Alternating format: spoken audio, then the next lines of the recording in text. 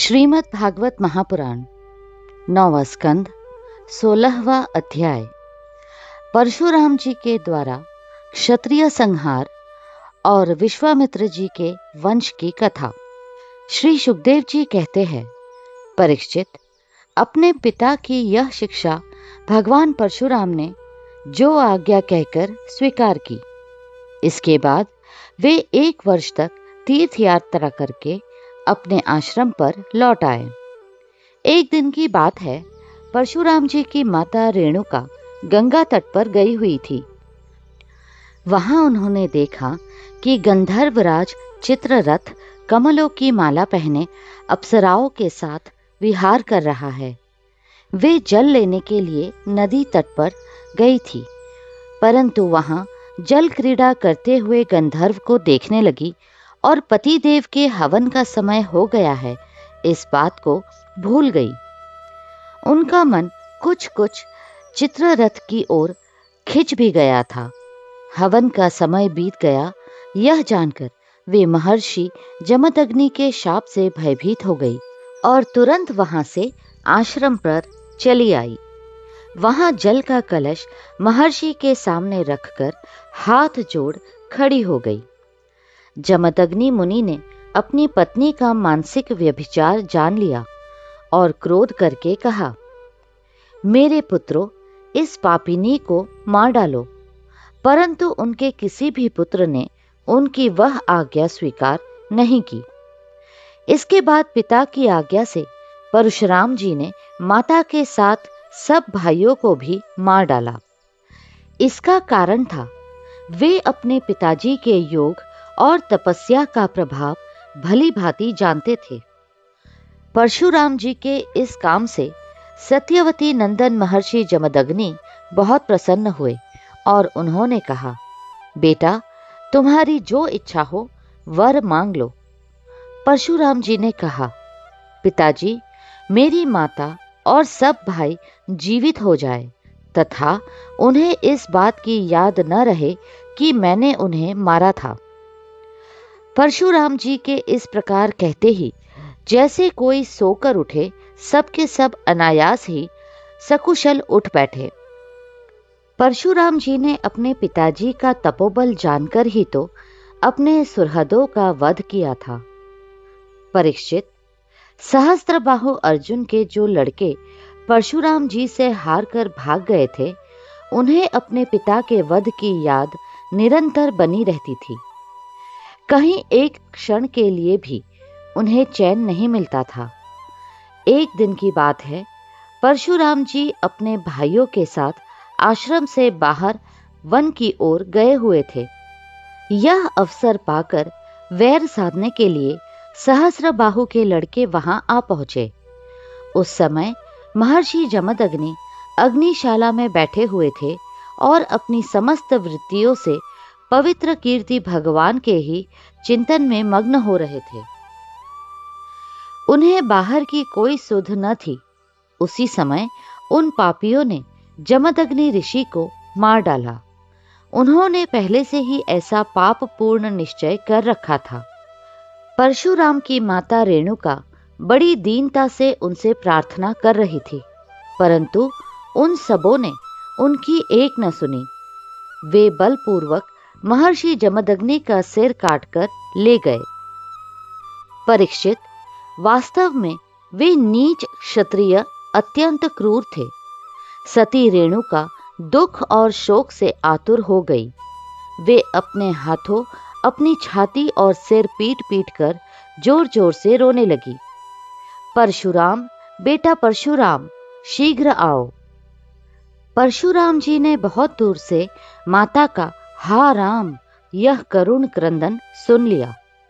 वे बड़ी शीघ्रता से आश्रम पर आए और वहां आकर देखा कि पिताजी मार डाले गए हैं। परीक्षित, उस समय परशुराम जी को बड़ा दुख हुआ। साथ ही क्रोध, असहिष्णुता, मानसिक पीड़ा और शोक के वेग से वे अत्यंत मोहित हो गए। हाय पिताजी, आप तो बड़े महात्मा थे। पिताजी, आप तो धर्म के सच्चे पुजारी थे। आप हम लोगों को छोड़कर स्वर्ग चले गए। इस प्रकार विलाप कर उन्होंने पिता का शरीर तो भाइयों को सौंप दिया और स्वयं हाथ में फरसा उठाकर क्षत्रियों का संहार कर डालने का निश्चय किया। परीक्षित, परशुराम जी ने माहिष्मती नगरी में जाकर सहस्रबाहु अर्जुन के पुत्रों के सिरों से नगर के बीचों बीच एक बड़ा भारी पर्वत खड़ा कर दिया। उस नगर की शोभा तो उन ब्रह्मघाती नीच क्षत्रियों के कारण ही नष्ट हो चुकी थी। उनके रक्त से एक बड़ी भयंकर नदी बह निकली, जिसे देखकर ब्राह्मण द्रोहियों का हृदय भय से कांप उठता था। भगवान ने देखा कि वर्तमान क्षत्रिय अत्याचारी हो गए हैं, इसलिए राजन उन्होंने अपने पिता के वध को निमित्त बनाकर 21 बार पृथ्वी को क्षत्रियहीन कर दिया और कुरुक्षेत्र के समंत पंचक में ऐसे ऐसे 5 तालाब बना दिए जो रक्त के जल से भरे हुए थे। परशुराम जी ने अपने पिताजी का सिर लाकर उनके धड़ से जोड़ दिया और यज्ञों द्वारा सर्वदेवमय आत्मा स्वरूप भगवान का यजन किया।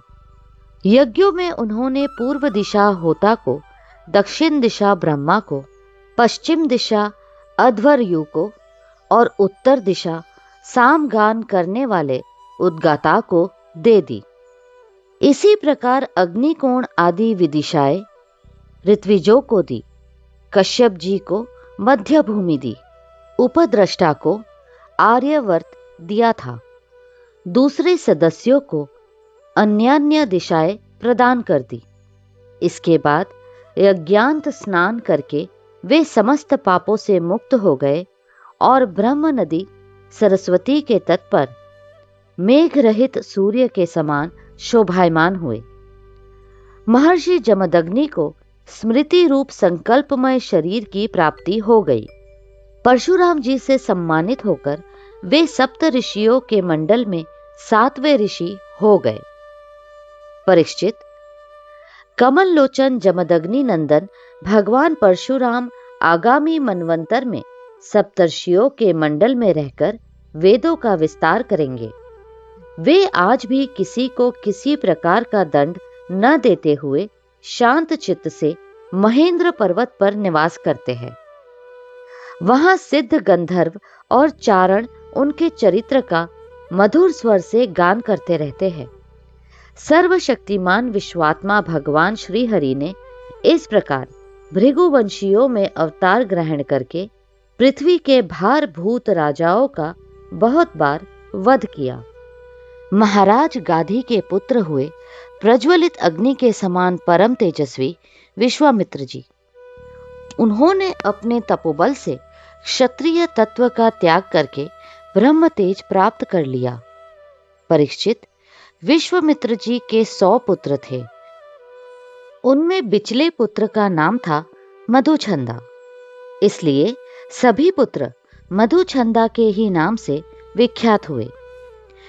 विश्वामित्र जी ने भृगुवंशी अजिगर्त के पुत्र अपने भांजे शुनहशेप को, जिसका एक नाम देवरात भी था, पुत्र रूप में स्वीकार कर लिया और अपने पुत्रों से कहा कि तुम लोग इसे अपना बड़ा भाई मानो।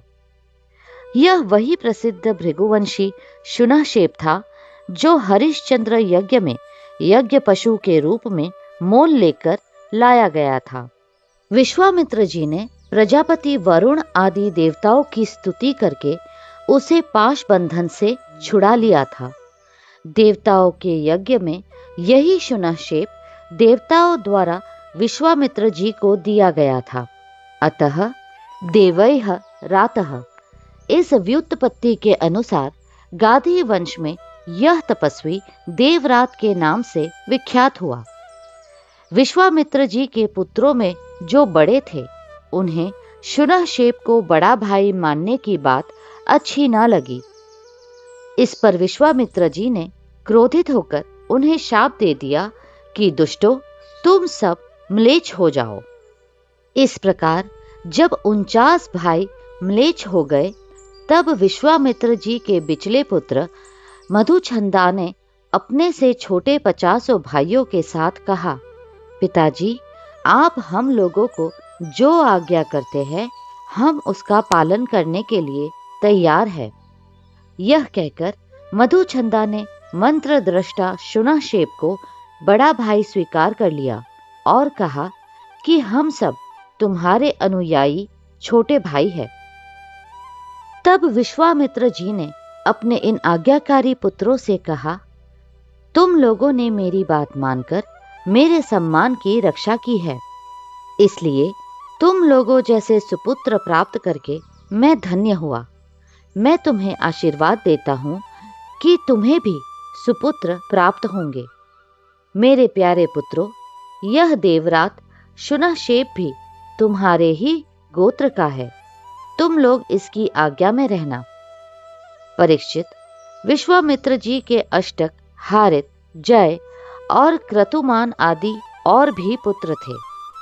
इस प्रकार विश्वामित्र जी की संतानों से कौशिक गोत्र में कई भेद हो गए और देवरात को बड़ा भाई मानने के कारण उसका प्रवर ही दूसरा हो गया। अगला अध्याय शीघ्र ही साझा होगा। कृपया करके लाइक, शेयर और सब्सक्राइब करें। हरे कृष्णा कृष्णा कृष्णा